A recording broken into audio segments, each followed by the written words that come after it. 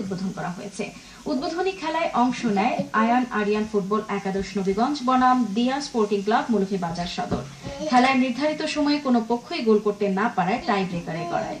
এতে sporting club Moulvibazar সদর 4-2 গোলে বিজয়ী হয়। খেলায় বিভিন্ন শ্রেণী পেশার হাজার হাজার লোকের সমাগম ঘটে।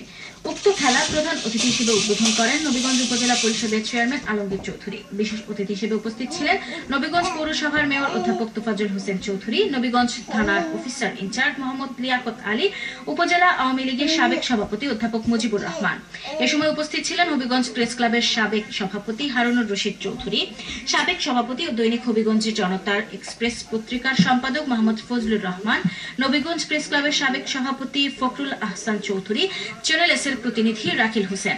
খেলায় আয়োজককারীদের মধ্যে উপস্থিত ছিলেন যুক্তরাজ্য প্রবাসী ফখর উদ্দিন, ফয়সল আহমদ, আব্দুল মুকিব, খৈরুল হোসেন, তৌফিল আহমদ, বাবুল চৌধুরী, মোহাম্মদ আলী, সিদ্দিক আহমদ শাহান, তোহা আহমদ চৌধুরী, আহমেদ রশিদ, উকিল আহমদ, সৈফুল আহমদ।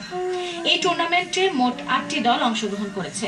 খেলায় সার্বিক তত্ত্বাবধানে ছিলেন রাইয়াপুর আদর্শ গ্রামের মুরব্বী ও যুব সমাজ। গোলাপগঞ্জ উপজেলার